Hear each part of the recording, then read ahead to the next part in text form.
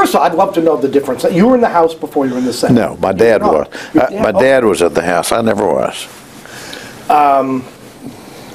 The Senate that you came into in 1967, how did that differ from the Senate, say, that you left while you were in the Senate today? You know, honestly, I've avoided answering that question. Yeah. For a lot of reasons. One, because I try not to second guess those who followed me.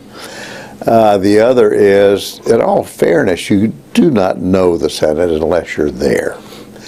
And even though I was then out only a brief time when you speak of, you just don't know. You could lose it in a matter of weeks or months, the real touch, the real understanding of what the Senate's like.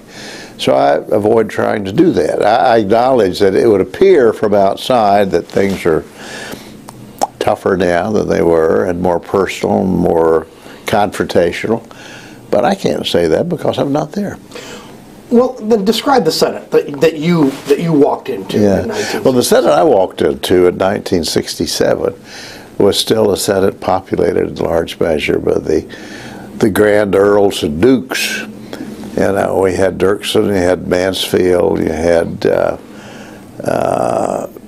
so many of the ones who had gone before and made such a mark for themselves, Fulbright, in so many ways.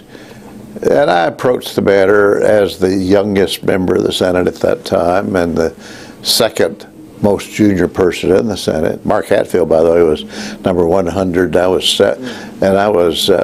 99, and the reason was Mark stayed back for 2 days to complete his term as governor. So I jumped him by one term. Until this day, we refer to each other as 99 and 100. But I stood in awe of these people who'd been there so long. And in looking back on it, honestly, I must tell you that that has a retarding effect on a new senator's ability to jump into the mainstream. I think that's probably less so now, but it was certainly so then. And I was pretty reverential and respectful. And I remember when I made, if I may, I remember when I made my maiden speech on the floor of the Senate, which all freshmen are destined to do, that I went there fully prepared, extensively prepared, carefully prepared, and not a soul on the floor, except one Democrat and my father-in-law, Senator Dirksen, who was Republican leader, and he was there out of curiosity, I think. But I spoke for 40 minutes. And when I finished and sat down, Dirksen came over and sat down beside me in his careful and methodical and deliberate way. Has that wonderful resonant voice as Howard. Perhaps in the future you should guard against speaking more clearly than you think. That was my introduction into the Senate. That was the hazing. That was the of new members in the Senate. Now, of course, Bob Dole comes along just a couple years later. Not much later. That's right. Did you sort of? Did the younger members look out for the still younger members? I mean, or not really. Not really. How were they brought into the fold? Yeah, well, number one, Dole was not outside the fold. We all knew who Dole was, and many were surprised that he was elected. I was pleased that he was elected and got acquainted with him first off, and we established an early and pretty warm friendship from the beginning. But no, the older members, it was more like a sophomore-freshman relationship than anything else. You recall that sophomores were full of themselves, having gone through the freshman year, and that's sort of the way it was. But the Senate is essentially a homogenous group, and notwithstanding seniority or age or prestige, it isn't very long before everybody is swimming in the same stream. And almost everybody had a different view of almost everything. But they developed an early, at my time at least, it seems to me, they developed an early understanding that we're part of this group. We're part of the Senate, and that's something very special. We don't really understand what, but we know it is. And that continued, I think, it continued until I left, actually. I'm not sure it's so now. But once again, I'm not there, and I can't say. But you're saying that there's a real kind of institutional loyalty to the Senate as a body. Almost. It's not loyalty as such, but it's a recognition of it's not a family relationship, but a commonality of interests and whatnot. But there's very little of this protecting your younger brother. Now, the Republican caucus was very different. Certainly in 1967, 68, 69. It certainly was. You had a significant number of moderate and even liberal senators. That's right. How did that work? I mean, how did... It worked very well. It never dawned on me that it would not be that way. And when I got there, I was not surprised to find that there were a very significant number of liberal senators, I would call, and an even greater number of moderates or center-of-the-road senators. And I would say, I haven't done a count, but I'd say that when I went there, the two, that is the liberal and the centrist Republican senators, were probably in the majority. But that gradually eroded and it began to go away in spades in subsequent elections. And by the time I left, the moderate Republicans were almost a vanishing breed.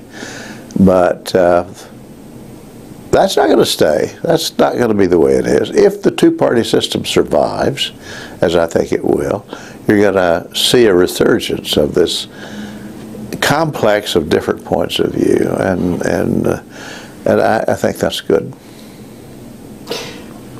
When Dole arrived, did he have rough edges? I mean, was he? I mean, one sense is that he was someone who was very much, a man of his place, of his culture, of Western Kansas, very conservative House voting record. I mean, and how does that, over time, evolve in the Senate? Well, you make an interesting point. When Dole arrived, he had a reputation. His reputation would be very tough, very Republican, and I guess very conservative, although I don't recall that was one of the hallmarks of his early career in the Senate. And that began to wane. He began to establish friendships and relationships in the Senate, and all those things, that previous image, began to be subsumed by his newer relationships with members. He fit in. He didn't have any trouble fitting into the group, and he did it very easily and very effectively. At some point in this interview, I want to tell you a true story about the Republicans gaining control of the Senate. And that was in 1980. Right. And I was minority leader, about to be majority leader, and we were all full of enthusiasm. And late at night, as the results came in, I called Bob, who was in Kansas. I don't remember where in Kansas, but he was. I said, Bob, just think, we've got the majority. You're going to be chairman of the Finance Committee. And Dole thought for a minute and said, well, who's going to tell Russell Long? And there were days when I thought, nobody told Russell Long. But Bob moved right into the role of chairman of one of the prime committees of the Senate, and did so with ease and did so effectively. Well, let me ask you, because that does raise this question. I mean, I've heard him talk about the difference between when you're in the minority, you can sort of govern by press release. That's right. And then all of a sudden, you realize you're responsible. That's right. You got to govern. And you really are. It's also, for someone like him, or anyone, I suppose, an opportunity to disprove the doubters and to prove what you're capable of doing. It is. It's really a remarkable transformation. And Republicans had a big problem with that in the Senate because they hadn't been in the majority since 1954 or 56.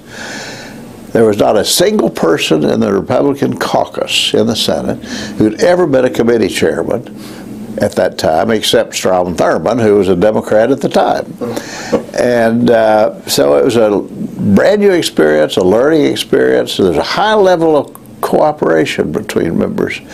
But the sudden realization that not only were we in the majority, but we're responsible for the agenda, the timing. We could focus on what the country, or at least the Senate, will be concerned about, and just as important, what they won't, what we're not going to do. And that's a big issue, a big deal. And for a while they said, well, the president will do that. But clearly, after a little while, a matter of weeks, it was clear that the Republican Senate, the majority in the Senate, had, if not an equal role with the president, even a due president, but a significant role in setting the national agenda. I remember at the time we first gained the majority, 81, even in 82, that I think that things were different. We thought of ourselves as equal partners with the White House. And we asserted those views. And we would visit with the president, the leadership would, and we would invite the vice president up to policy luncheons on Tuesday. And maybe it's just the nostalgia of retrospection, but it seems to me that there was a better understanding of the interrelationship between those two branches at that time than had existed for a long time, maybe ever. And it worked very, very well, but it had a sobering effect on Republicans in the majority because they suddenly realized this is our game. We get to run the show, and we have to decide what to do or what not to do, and we're going to be responsible for it. Now, what you say would suggest that that kind of relationship could only have worked because you had a president who was willing to buy into that kind of That's also true. That's right. And maybe it would not have worked with anybody except Ronald Reagan.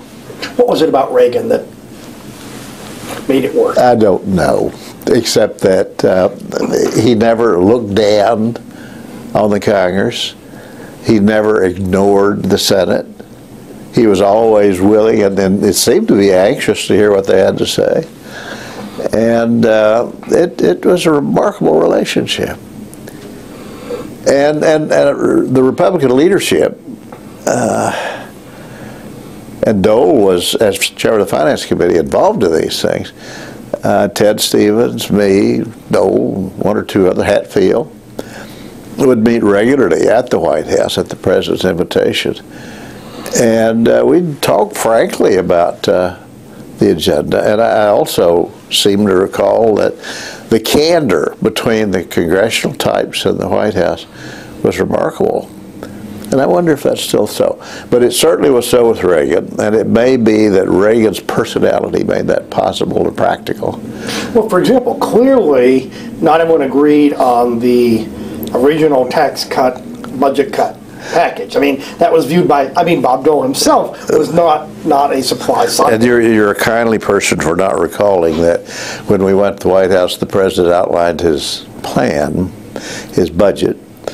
I unwisely went outside and was asked about it and said to the press, to the TV cameras, well, we hear it, we understand it, we're going to support it, but it's a riverboat gamble.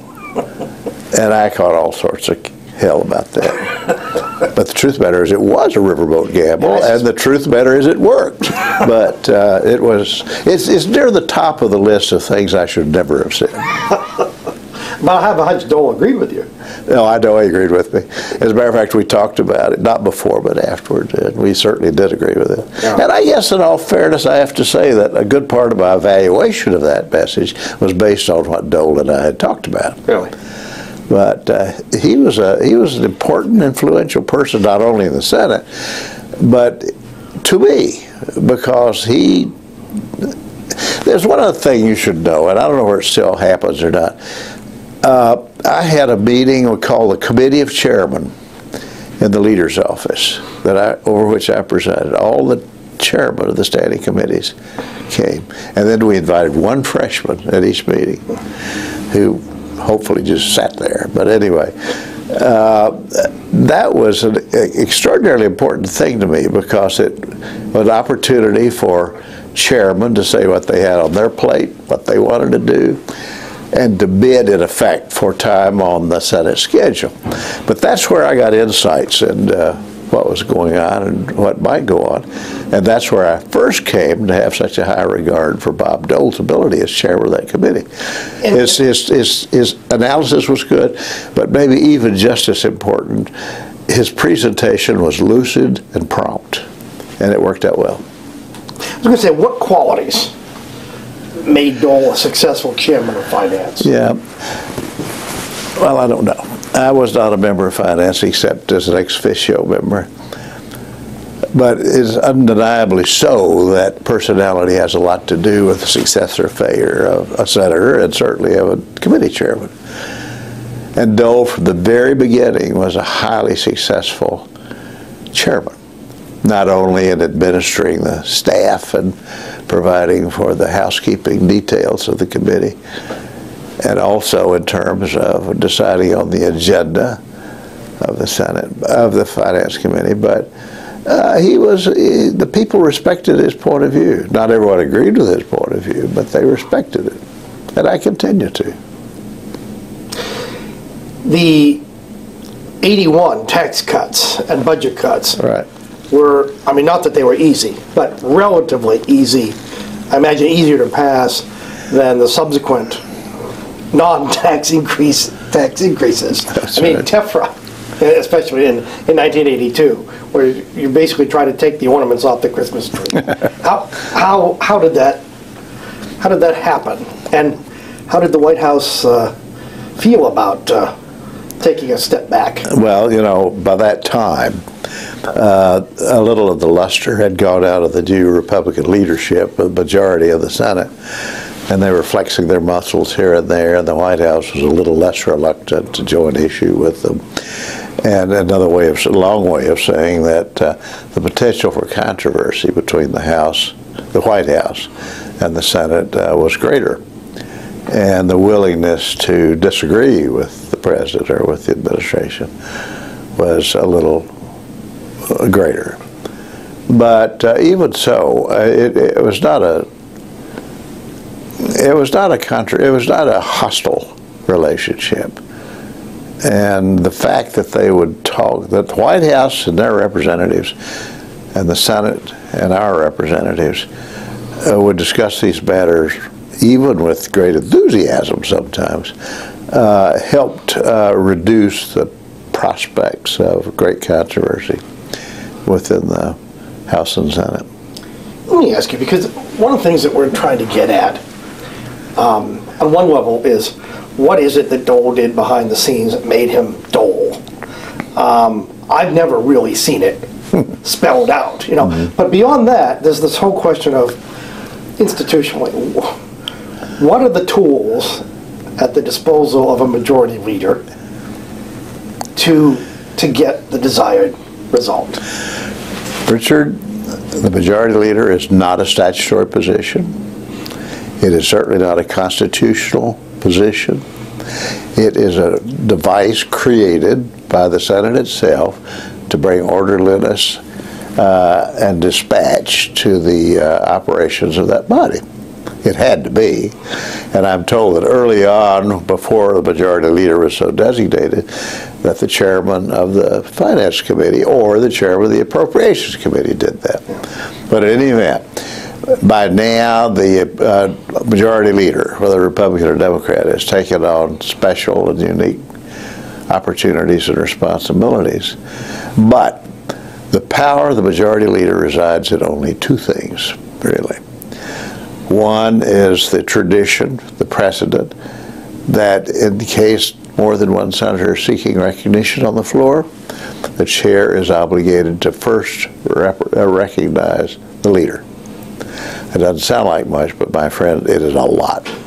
Because it means that you get a chance to speak first. It means you have a chance, if everything else fails, to adjourn, or to have a quorum call and try to reason with these people. But that's a powerful thing. The other is purely by example. I guess it goes back to the human condition that everybody has to lead. Everybody has to have a leader someplace. And even though it is not statutory or constitutional, that role falls to the majority leader, and to a degree to the minority leader. I but I was minority leader same length of time I was majority leader. But as minority leader, there was a special opportunity to go over across the aisle to Mike Mansfield or later to Bob Byrd and say, boys, look, I know what you're doing and I understand it. I'm even sympathetic, but that's not going to work. And as long as you had enough to stop it, meaning at least 39 votes or 44 votes, that you could stop it. So both leaders have an important role. Let me say this self-serving statement, but recognizing the importance of both leaders, majority and minority. When I was first elected majority leader, and first went on the floor that day, the first thing I did was go over to Bob Byrd. And I said, Bob, I will never know the rules and precedent of the Senate the way you do. But I'll make you a deal. I will never surprise you if you won't surprise me. He thought about it and said, let me think about it. He came back later that afternoon and said, okay, and we never did. And I think that tradition is carried on. I think Dole adopted that point of view as well.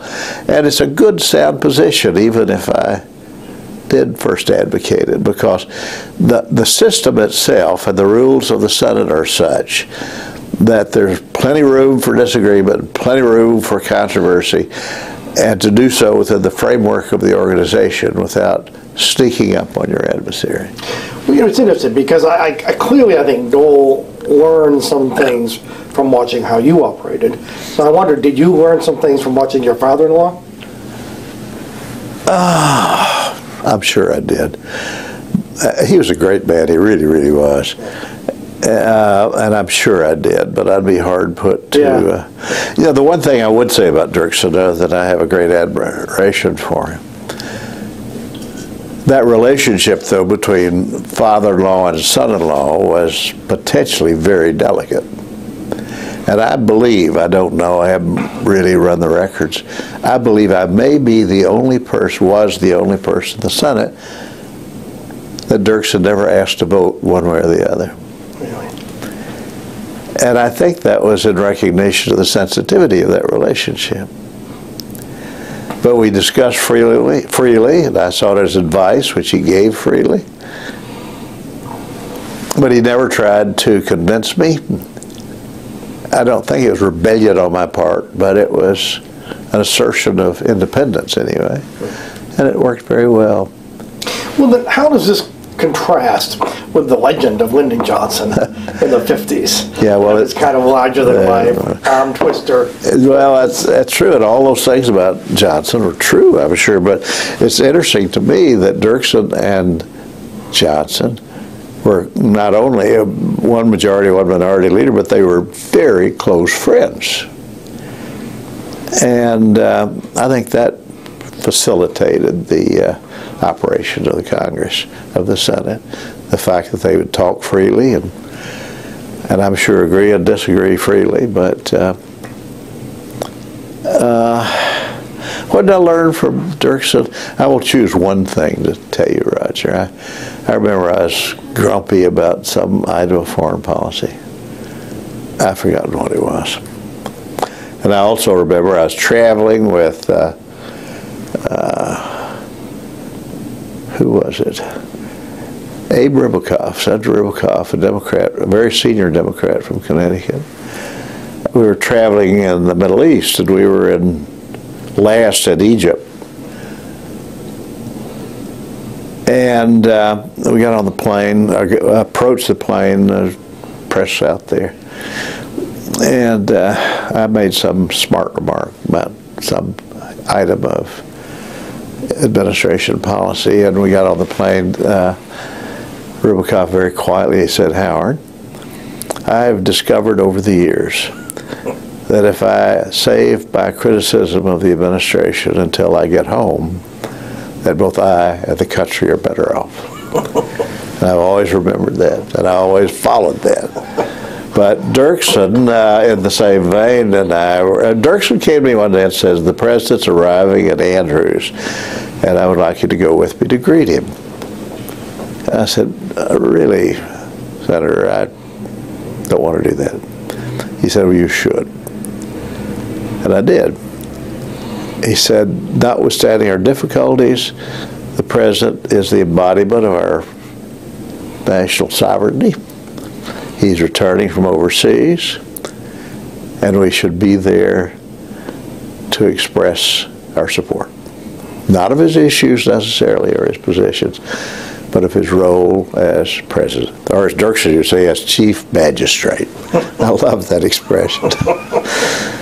Let me ask you something, and I realize this is speculative, but the whole relationship between Dole and Richard Nixon, which is clearly pivotal, and which mystifies a lot of people, given, frankly, the way Dole was treated after '72, and yet, and I've often wondered if there wasn't an element in their background that was common, that Dole looked at Nixon and saw this scrappy kid who in some ways wasn't a natural, but who through sheer work and effort,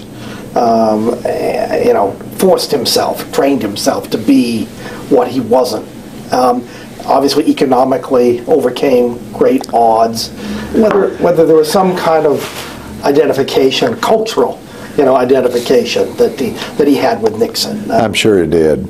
I never discussed that with Dole, but as you bring it up, I agree with every word you just said. And honestly, Dole and Nixon had that and other things in common.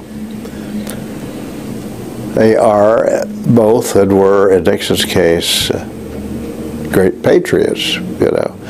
I must tell you that I guess I'm thought of as being instrumental in the downfall of Nixon because of my role on the Senate Watergate Committee. But the truth of the matter is I continue to have an admiration for Nixon as president. He was, in so many ways, he was a great center-of-the-road, even moderate president.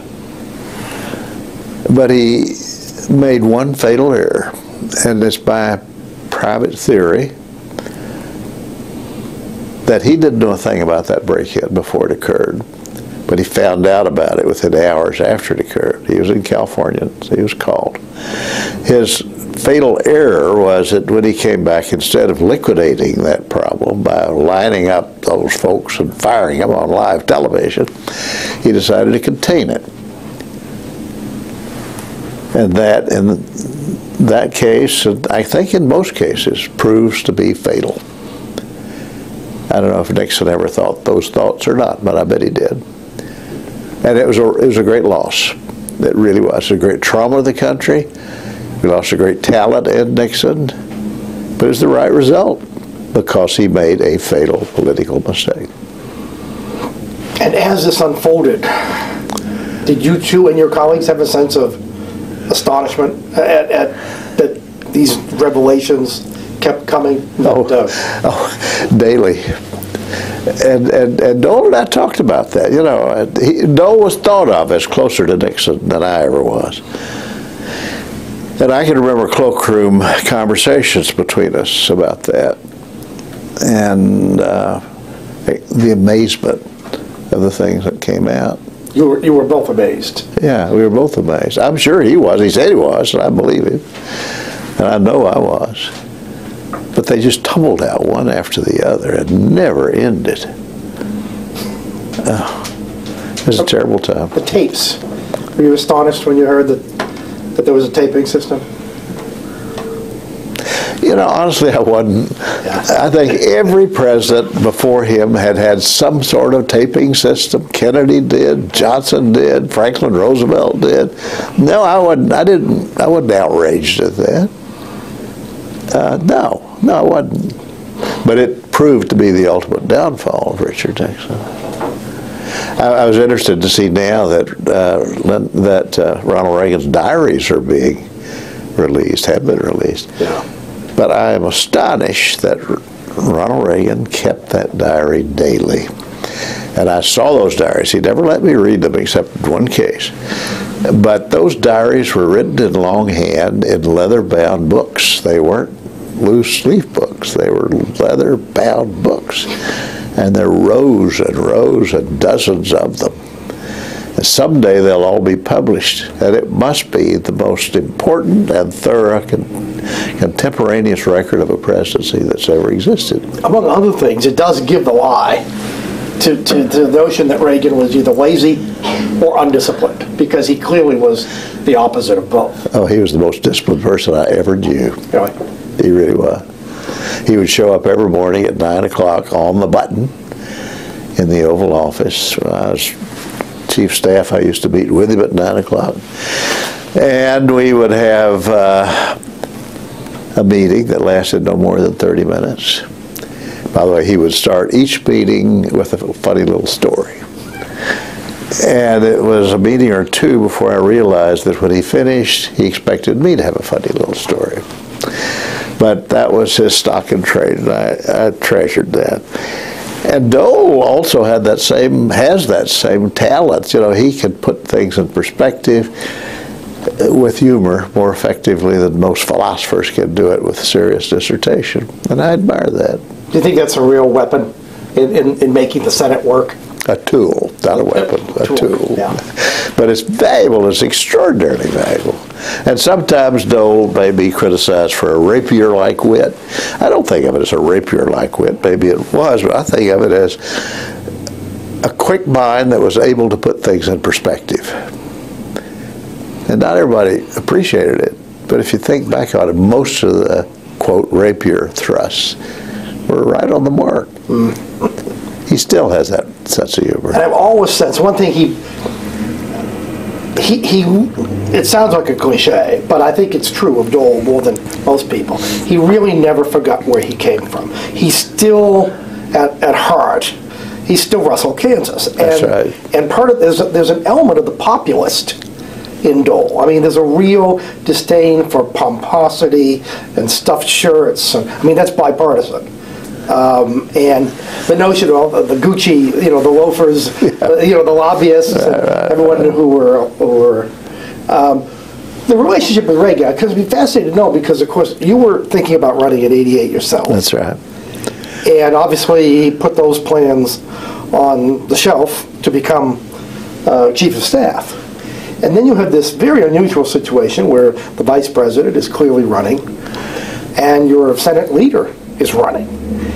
How did the president handle that somewhat awkward reaction? My recollection, Richard, is that he didn't handle it at all. He just let the chips fall where they would. He showed no preference. He showed no priority between them. I admire that. You know, it was a delicate situation and an unusual one, but I don't think he ever did anything about it. Certainly never talked to me about it. But your sense is they had a very good relationship with Dole. Oh, yeah. He had a great relationship with Dole. But I do remember the first time that Dole came to a leadership meeting, that before it started, I went down a little early, which he invited me to do. He asked about Dole. Okay. He did. I don't remember what I said, except it was favorable. But he was curious about Dole. And as I recall, he's the only one he asked about. Really? That's doubly interesting because, of course, the story in '76 was that one of the reasons Dole wound up being on the ticket was, you know, the people around Ford, at least, had been led to believe that he had Reagan's imprimatur. Yeah. Whether that was, in fact, true or not. But I have an old friend in Tennessee who has a philosophical statement that I've come to admire. He called me the other day and said, "Howard, we've reached the age where most of the things we remember never happen." It is more often true than not. It's been said, I've heard it said, that in some ways it's more fun to be minority leader than majority leader. Now, don't you believe it? No, I've been both, and majority is better. Minority leader is interesting, it's challenging. It may have fit Dole's personality better than majority leader. How so? Well, it is, because he was able to crystallize an issue and formulate a position that would go right to the heart of the issue. As majority leader, he had to take account of a whole lot of different opinions by different people to try to synthesize a point of view. But I must tell you, majority leader is the second best job in Washington. I said that to Ronald Reagan once. He said, "No, Howard, it's the second best view in Washington." I said, "Mr. President, I'm sure that's so in terms of historical standing, but look around. I got a nice office, I got a big staff, I got a car, I got access to an airplane, and I don't have Secret Service. And I still have a life of my own." And he thought for a minute and says, "Well, maybe so."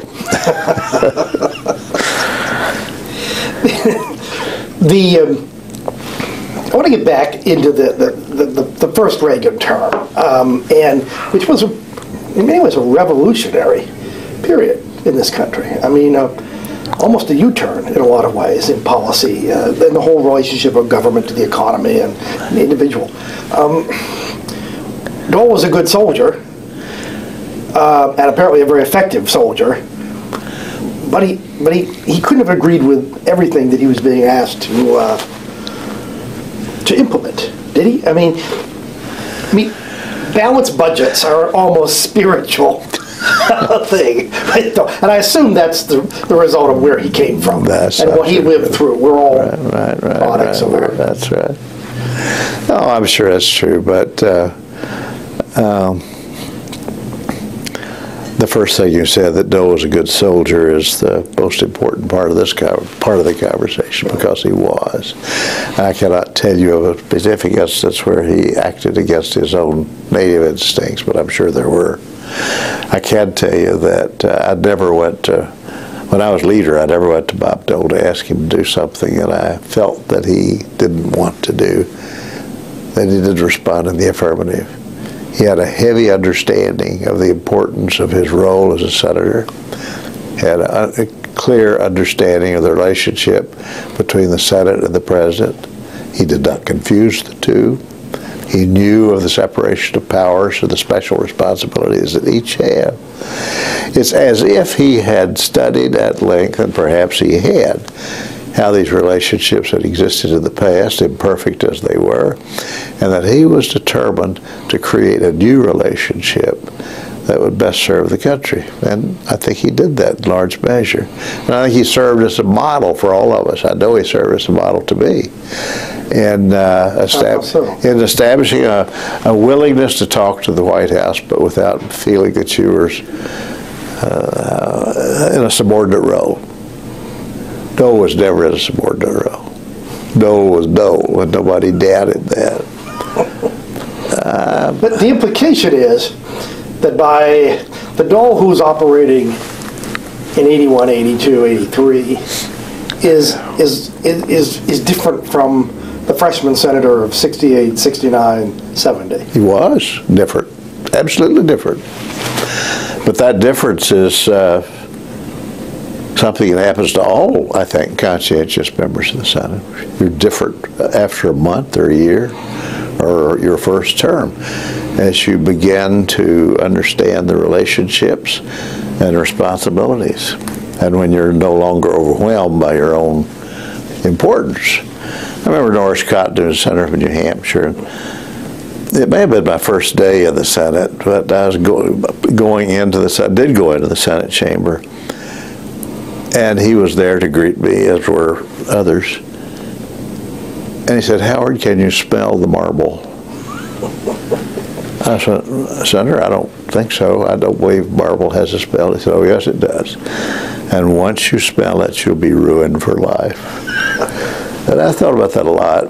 I don't think I ever smelled marble, and certainly Bob Dole never smelled marble. Conservatives don't like to hear the word grow. I mean, because when he grew in office, that means he moved left. Can you explain what real growth is and why it does tend to No, I can't. Terrify the right? I cannot. It varies from time to time. And it's that old saying, beauty is in the eye of the beholder. But I don't think you necessarily grow to the right. In my own case, forgive me for bringing up my own experience, but in my own case, I think I grew to the left. Not by design, but by force of circumstance. You know, the Panama Canal was a good example in my life career. I started out in the mainstream of Republican opposition to the Panama Canal Treaty. The more I thought about it, the more I was advised on it and studied it, the more I was convinced I was wrong, and that I should support it. And I did.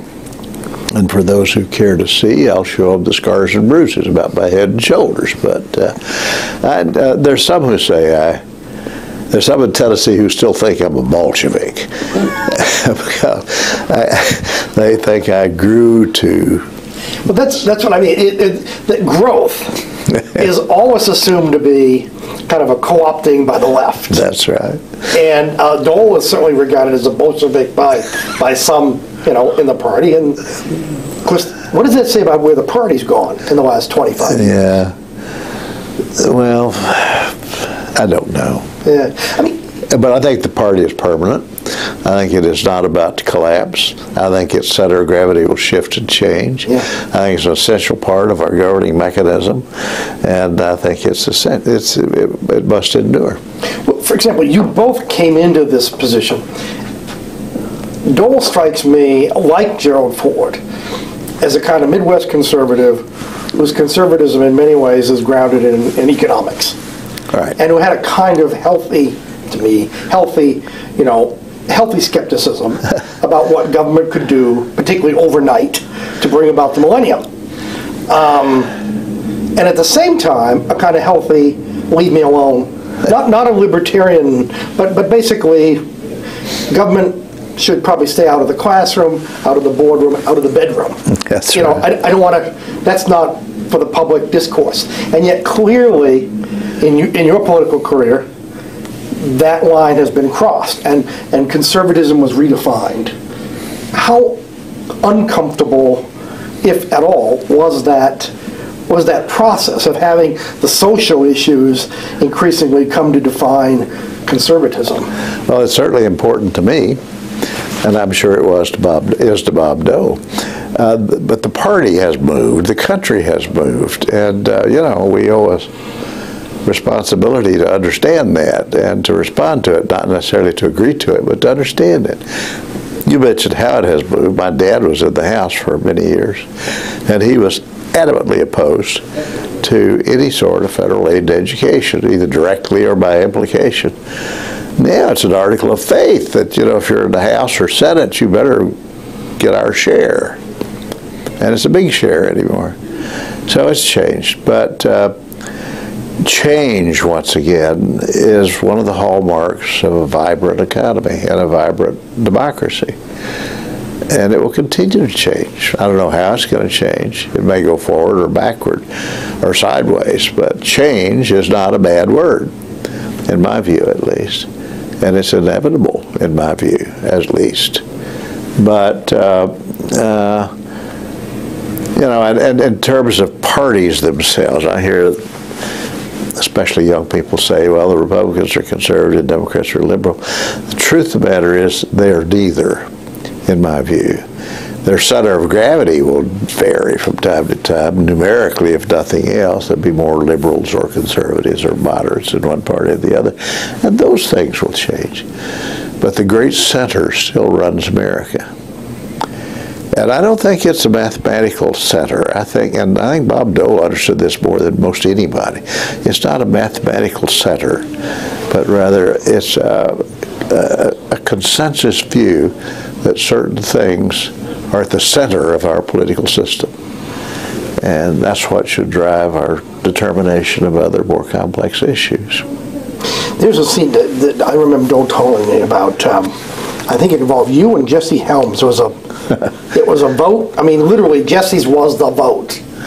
And I don't know whether it was TEFRA, but it was one of those post-81 tax. I'll tell you that Jesse Helms story if you want to hear that. Sure. It may be the one that he's talking about. I remember, I guess in February of '81, the first serious challenge I had as the new majority leader of the United States. The first is Bill Dole, the first Republican leader since Bill Dole of California. That the first challenge I had was when we had to vote on a debt limit increase. and assumed that that would all go okay. But then as I began to count heads, Howard Green came to me and said, "I don't believe you're going to win this." And I got a bunch of the freshman senators together in my office around the conference table, and we talked and carried on, and it was clear that I hadn't convinced anybody we were going to lose that thing. And the bells rang for a vote. And we all left my office and went up to the floor to vote. As I went out, I saw Jesse Helms, and I said, "Jesse, I got a big problem. I don't think I'm going to get these new freshman senators to vote for this debt limit increase." And after we voted, he said, "Howard, can I talk to him?" And I said, "Well, of course you can talk to him." So he came back in. Jesse did, Jesse Helms. And they were all gathered there. And he said, "Gentlemen, I understand you're not going to vote for this debt limit increase." And he said, "Well, I understand that, and I understand many of you ran against it. And I want you to know I never voted for a debt limit increase. But I never before had Ronald Reagan as my president. And I'm going to do it, and so are you." And I got all of them but one. But that was repeated with Strom Thurmond, who did the same thing. Really? But, the old heads. Your earlier question, what effect did senior service have on the new members? In that case, the ones with experience had a profound effect on the outcome of that vote. And without success in that vote, I don't know what our leadership would have been like. I remember asking George Mitchell if he could describe what it is, whatever quality or qualities that Dole had that made him succeed in the leadership position. And he said, it was a combination of things, but almost a sixth sense about what combination of personalities and legislative change. I mean, what mix would work? And it's not something you can quantify. It's not something you can learn in a textbook. Well, not only that, it's not really an intellectual exercise. It's more an empathetic personality arrangement. You sort of sense these things rather than hear them or understand them. You sort of guess, but if you guess right, you usually win. But it's a psychological gift. Right, and it's not based on a whip check necessarily. It's based on how you evaluate this person's basic views and beliefs and his prejudice and his oppositions. But that's a quality of leadership, and I think Dole had it in spades. But that suggests that you get to know all of your colleagues? Well, inside out, or? Yeah, you got to know them. But it's more than that. It's hard for me to tell you what I think about this. I don't think it's just knowing them. In some strange way, you've got to understand. You've got to be able to anticipate what they're going to say on a particular issue. Maybe that's too ethereal for this circumstance, but that's what I think. And that's not something you can teach in the classroom? No, it's not something you can emulate. It's either you got it and do it or you don't. Do you sense that he was impatient? Dole? Dole. Oh, yeah. Yeah. He was impatient, he was ambitious, and he was sometimes criticized for being over-ambitious, but I never thought that. I thought, Dan Rostenkowski told me a story about how before the, before the budget talks, the government shutdown, before the government shutdown. Right. The first government shutdown. Yeah. Bill Clinton called him. And he said, "Okay, tell me something about Dole.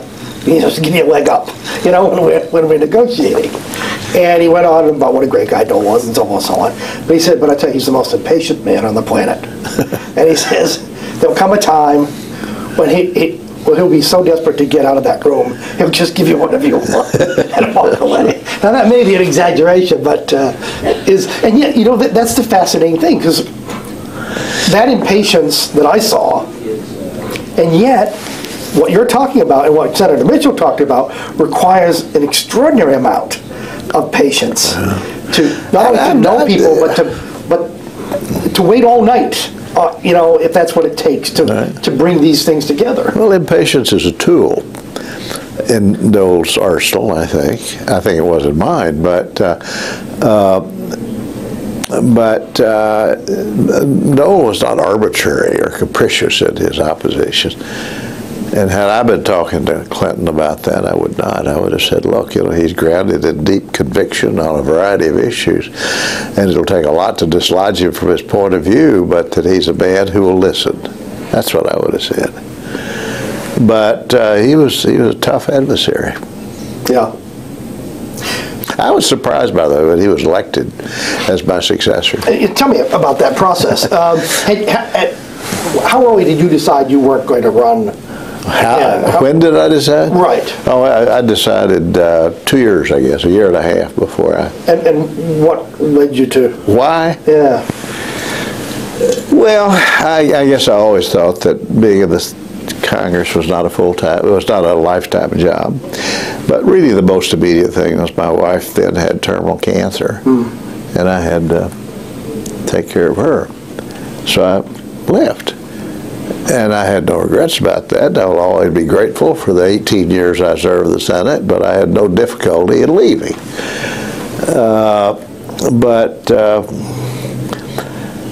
The question of my successor came to be very interesting. I think most people thought that Ted Stevens, who was my deputy, who was whip, would succeed. Some thought, no, it'll be Pete Domenici, and others thought this, that, the other. I don't think anybody thought Bob Dole was going to be elected majority leader. May I ask why?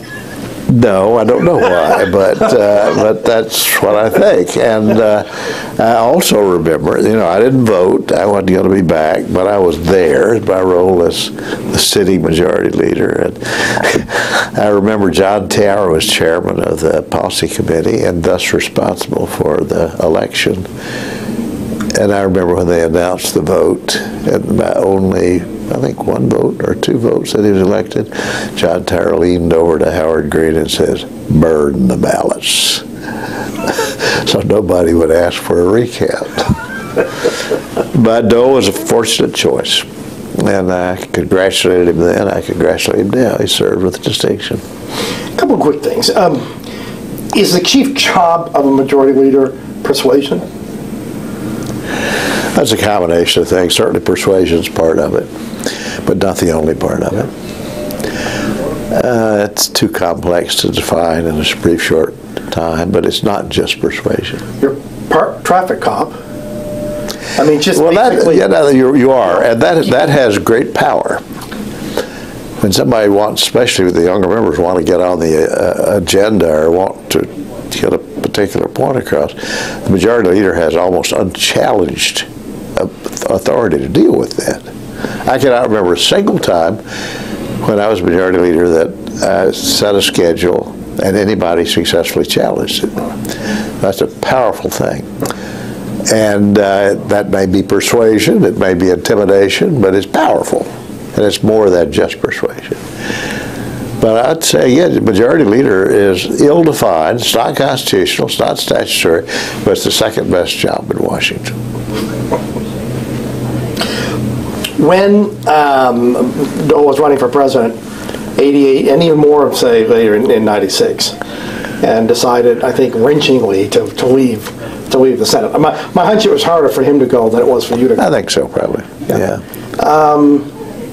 Did he ask, for advice? Did he ask me for advice? Yeah. No. Nor would I have volunteered advice. Everybody has to make that decision. That's a very personal decision. Nobody advised me, and I would not have advised Dole had he asked. Got one last question. Oh, hey, come on. Hey, how are you? I was going to say hi. I thought you were. Well, come on in. Yeah, come on in. We're on our last question. Your timing is perfect. Yeah. She knows how to bring up a meeting. Yeah, she does. How do you think, big question, but, say 10, 20 years from now, a generation that for whom Bob Dole is a name in a history book, how do you think Dole should be remembered? What's his place? Well, I think in the Dole, Senate? yeah, And that's a very good question, Richard, and I've given a little thought to that, not because I want to write the history book, but just because it's a natural thing to think about. And I think Dole will be remembered first as emblematic of World War II, and that he shed credit on those who survived the war and those who then went on to be of service in the country. That's no small achievement, and it's something to be remembered for. And as I drive by the G World War II Memorial, I thought about that the other day.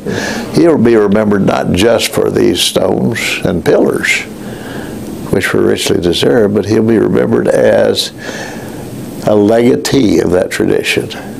That's what he'll be remembered for. And that the generation that fought World War II came back and continued their service to the country in a variety of ways, including in the Senate. And Bob Dole is a good example of that. Not a bad way to be remembered. Off the record, or we'll likely ask you one last question, because I can't let you go without asking. So I'm still working on this epic biography of Nelson Rockefeller. And two quick things. One, when he was vice president and got in trouble over the rules change, I mean, were you there when? Oh yeah, when I was certainly there. I mean, and what? How well, he was in trouble more than once. Yeah. But you're probably talking about the time that he attempted to speak on the floor of the Senate. Oh, okay. No, Yeah, that's the first one I know about. Okay. Yeah. He came down to the vice president's chair and wanted to participate in the debate. And Bob Byrd had an absolute fit and said that's not the role of the vice president. While it's true that you're technically a member of the Senate, you have no right to speak. That's the first time. Yeah. I thought Byrd was wrong, by the way, but anyway, so be it. Which one were you thinking about? Culture. Remember when culture was redefined to 60 votes from the right. Which historically, that's a pretty. People talk to say he didn't do anything as vice president. If he'd done nothing other than rule on that, that's a pretty significant. It certainly is. It changed the very character of the Senate. Yeah. And it's still 2/3 on a rule change. It's 60 on a legislative matter. And that was a grand compromise, and I was participating in that compromise. But it was a significant change in the way the Senate operates. I don't know where that's going, by the way. That'll change again. Yeah. I don't know where it's going to go. I don't know. I really don't. You think go back to 2/3 across the board? But going back to 2/3 is easier than getting 60. Having to get 60 votes, absolutely, is more difficult than getting 2/3 of those present. So it may go back to that.